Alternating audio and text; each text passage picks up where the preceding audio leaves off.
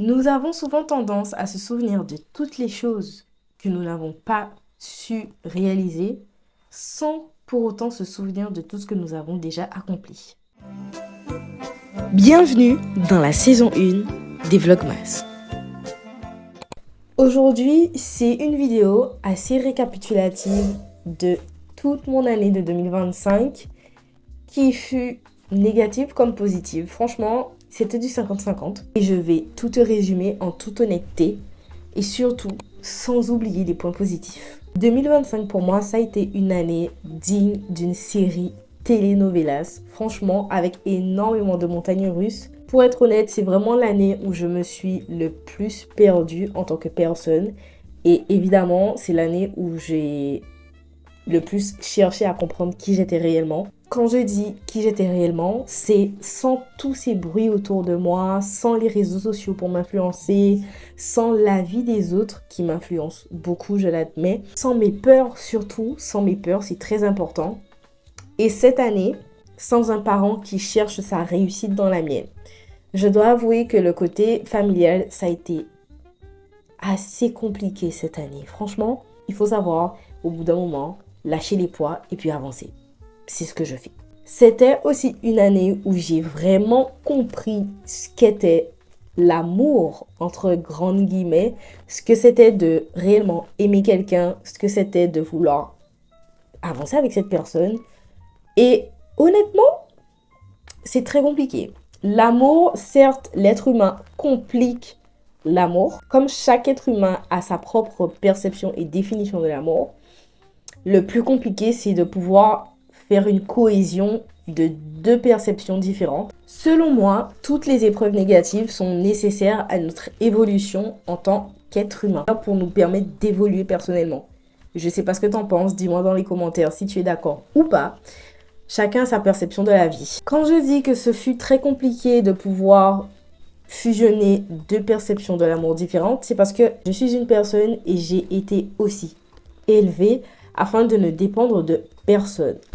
J'ai toujours pensé que je n'avais besoin que de moi-même et tout allait bien dans ma vie. Évidemment, si je dois continuer à parler du négatif, il y a énormément de choses à dire et nous serons là encore jusqu'à demain matin en train de parler.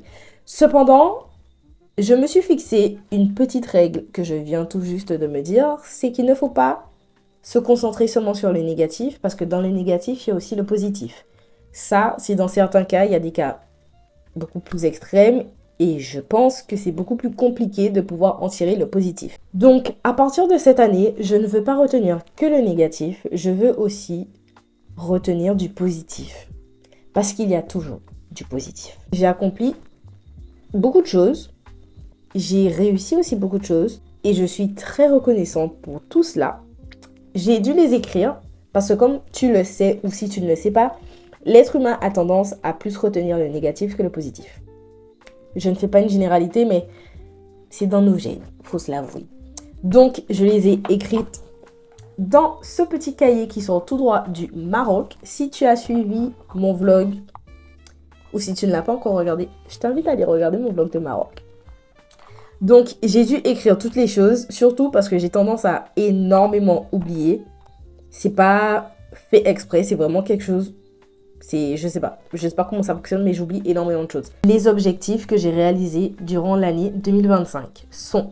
Premier objectif, j'ai réussi à perdre du poids. J'ai tellement perdu du poids que là, je suis en train de me dire qu'il faut que je reprenne de la masse à certains endroits. Je pense que tu vois de quoi je parle.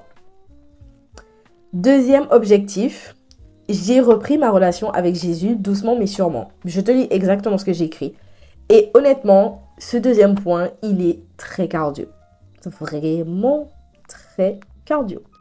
Troisième objectif, j'ai fini le 75 jours challenge. Si tu n'as pas suivi ce challenge sur mon compte Instagram, honnêtement, au début, je me suis dit que 75 jours, je vais plier ça.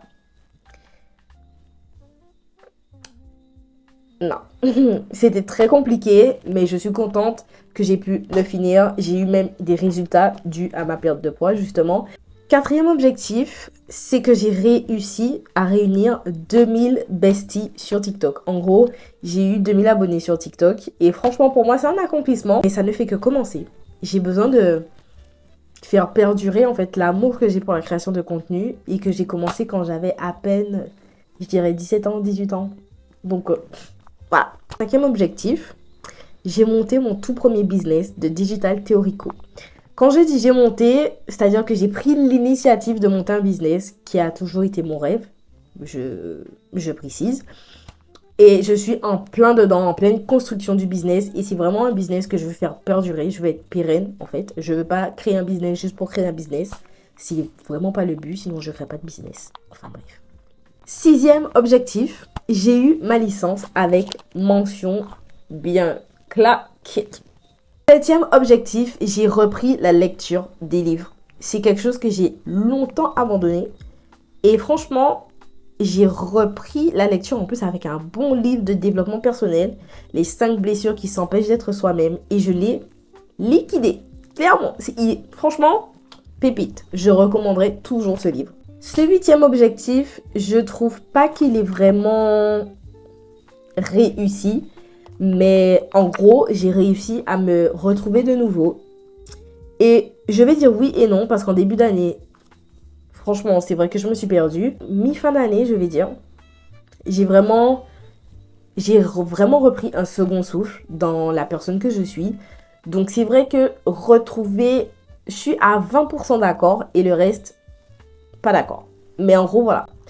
J'ai écrit, je suis tellement reconnaissante et merci Seigneur pour ma vie et tout ce que tu m'aides à accomplir. Amen.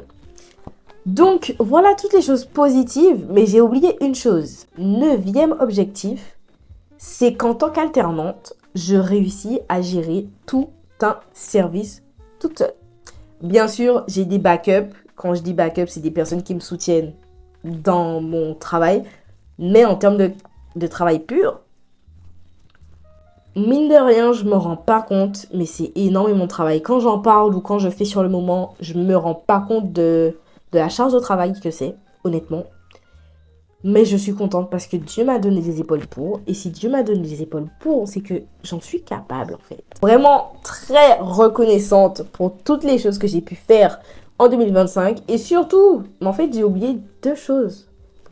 Tu vois, quand je dis que j'oublie, c'est ça. Dixième objectif qui n'était pas du tout sur ma liste, c'est d'aller au Maroc. C'est vraiment un voyage que j'ai fait avec mon école, mon centre de formation. Donc, j'avais pas du tout prévu de partir au Maroc. Mais franchement, très belle découverte. J'y retournerai. Tout ça pour dire que si j'ai bien un conseil à te donner, c'est de retenir le plus possible le positif. Et si tu es une personne comme moi qui oublie sans faire exprès ou qui oublie, genre, littéralement, le quart des choses que tu dois faire ou les choses que tu as déjà accomplies, je t'invite à l'écrire. On a tendance à vouloir écrire sur nos téléphones, etc. Mais pour libérer de la place, on va tout supprimer. Et tu vas tout oublier, je te l'assure. Donc, pour moi, c'est primordial de garder des preuves écrites. Garder des preuves écrites. J'en ai énormément chez moi.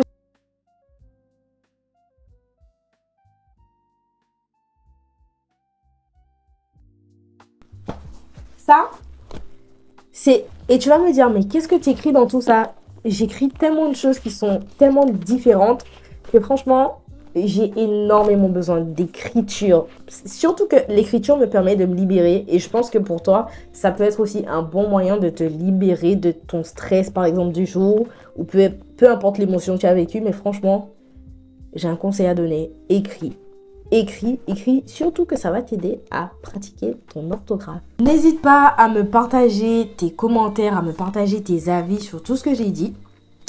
Et écris en 2 mots ton année de 2025 en commentaire, histoire que je puisse voir un peu comment tu t'es senti durant cette année. Et on se retrouve dans l'épisode de demain. Salut, salut!